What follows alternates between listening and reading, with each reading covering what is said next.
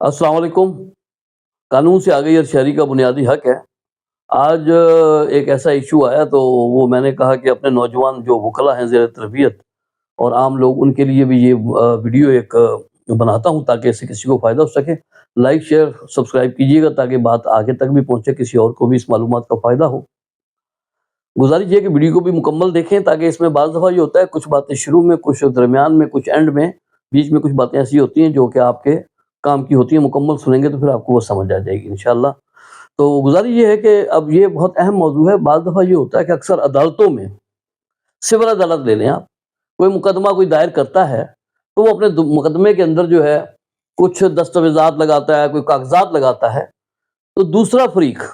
جب ان کو عدالت سے حاصل کرتا ہے، وہ اپنا جواب داخل کرتا ہے، تو وہ یہ اگر سمجھتا ہے کہ اس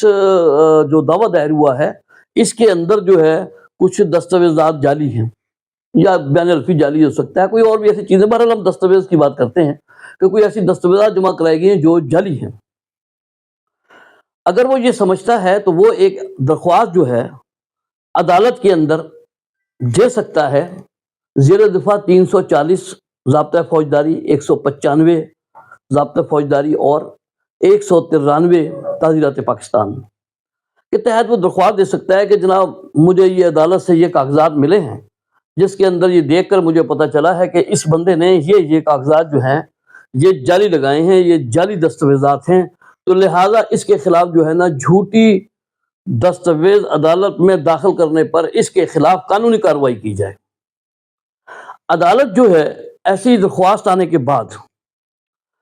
340 جو ضابطہ فوجداری ہے وہ عدالت کو اختیار دیتی ہے کہ وہ اس کی انکوائری کرے، وہ دیکھے، چھان بین کرے، ثبوت شواہد دیکھے۔ اگر عدالت ان سارے معاملات کو دیکھتی ہے اور وہ اس نتیجے پر پہنچتی ہے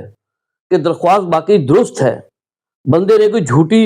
دستاویز عدالت میں جمع کرائی ہے، جعلی دستاویز کو جمع کرائی ہے، تو عدالت ایسی صورت میں 195 ضابطہ فوجداری کے تحت اس کے خلاف ایک کمپلینٹ رجسٹر کرنے کا حکم دے سکتی ہے۔ یہ تو ہوئی ایک بات ابھی، اور 193 یعنی تعزیرات پاکستان ثابت ہو گئی کہ اس نے جھوٹی دی ہے، لیکن یہ اس کے لیے ضروری ہے کہ عدالت جو ہے وہ اپنے فیصلے میں یہ لکھے کہ یہ درخواست جو ہے سچ پر مبنی ہے، ٹھیک ہے، درست ہے۔ تو ایسی صورت میں ایک کمپلینٹ اس کے خلاف تیار ہو جائے گی۔ بعض دفعہ کیا ہوتا ہے کہ عدالت انکوائری کر کے اس نتیجے پہ پہنچتی ہے کہ بندے نے جو درخواست دی ہے یہ جھوٹ پر مبنی ہے، یہ بدنیتی پر مبنی ہے، یہ انصاف میں رخنہ ڈالنے کے لیے دی گئی ہے، یہ مقدمے کو طول دینے کے لیے دی گئی ہے۔ تو عدالت جب یہ سمجھے گی، اس انکوائری میں اس میں دیکھے گی، تو عدالت اس نتیجے پہ پہنچے گی کہ بندے نے جو ہے جھوٹ پر مبنی درخواست دی ہے، تو عدالت اس کے اوپر اپنا ایک فیصلہ صادر کرے گی۔ اب فیصلہ صادر کرنے میں اگر عدالت نے یہ واضح طور پر لکھا ہے کہ یہ درخواست جھوٹ پر مبنی ہے، جعل سازی کی بنیاد پہ دی گئی ہے، مقدمے کو طول دینے کے لیے دی گئی ہے، یا انصاف میں رخنہ ڈالنے کے لیے دی گئی ہے بدنیتی سے، اگر عدالت اپنے فیصلے میں ایسی بات لکھے گی تو عدالت اس درخواست کو خارج بھی کر دے گی، اور ساتھ میں 195 ضابطہ فوجداری کے تحت درخواست جھوٹی ثابت ہونے پر اس کے خلاف جو ہے ایک کمپلینٹ جو ہے وہ متعلقہ مجسٹریٹ کو رجسٹر کر کے بھیجے گی۔ یہ ہوئی دوسری بات۔ اب اس کے اندر ایک بات یہ کہ درخواست جو ہے، کیونکہ ہر کوئی بعض مقدمے کو طول دینے کا، لیکن اگر عدالت نے یہ باتیں نہ لکھی اس میں کہ یہ بدنیتی پر مبنی ہے یا جعلی نہیں ہے، بس خارج کر دی، تو ایسی صورت میں پھر کارروائی ہونا مشکل ہو جاتا ہے۔ تو دوسرا یہ ہے کہ عدالت میں اگر کوئی ایسی جھوٹی درخواست دیتا ہے تو جو پہلا ریلیف آپ کے پاس ہوتا ہے، آپ جو پہلی چیز حاصل کر سکتے ہیں عدالت سے، وہ کہتے ہیں کہ جناب اس درخواست کو ود کاسٹ خارج کیا جائے، کیونکہ اس نے انصاف میں رخنہ ڈالنے کی کوشش کی ہے، جھوٹی درخواست دی ہے، بے بنیاد درخواست دی ہے۔ تو عدالت اگر یہ سمجھے گی تو پہلا ریلیف تو آپ کو یہ مل سکتا ہے کہ عدالت اس کو ود کاسٹ، ہیوی کاسٹ، کہ جی اس کو جرمانہ کیا جائے کہ اس نے یہ غلط درخواست دی ہے۔ دوسری بات یہ ہے کہ عدالت کے اندر جب کبھی کوئی اس قسم کے دستاویزات جمع کروا دیتا ہے تو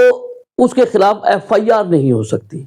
یہ پھر عدالت نے ہی 340 ضابطۂ فوجداری کے تحت ایک انکوائری کر کے تو 195 ضابطۂ فوجداری کے تحت جو ہے پھر وہ کمپلینٹ کو رجسٹر کروانے کے لیے بھیجنا ہوتا ہے متعلقہ رجسٹرار کے پاس، متعلقہ جوڈیشل مجسٹریٹ کے پاس.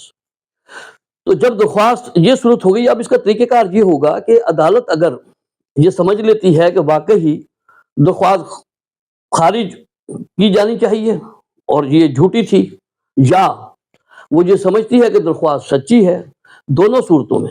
پھر عدالت جو ہے ایک کمپلینٹ بنائے گی اور وہ متعلقہ مجسٹریٹ کو بھیجی جائے گی، اور درخواست جب وہاں پہنچے گی تو متعلقہ مجسٹریٹ صاحب جو ہیں وہ اس کمپلینٹ کو رجسٹرڈ کریں گے. اس کے بعد اس میں جو بھی ملزم ہوگا اس کو سمن بھیجیں گے، نوٹس بھیجیں گے، بیانات ہوں گے، شہادت ہوں گے، گواہی ہوگی، ایک ٹرائل کا عمل اس میں بھی ہوگا. اور اس کے بعد عدالت جو ہے وہ پروسیجر پورا جو ہے متعلقہ مجسٹریٹ جو ہے وہ دیکھنے کے بعد بندے کو بری بھی کر سکتا ہے اور سزا بھی دے سکتا ہے. اگر 193 ضابطہ فوجداری کے تحت اس کے خلاف جھوٹی جعل سازی کرنے پر اگر ثابت ہو جائے یہ بات کہ اس نے جعلی دستاویزات کی ہیں تو اس کے خلاف جو ہے 191 192 193 182 211 کے تحت صورتحال کے مطابق اس کے خلاف پھر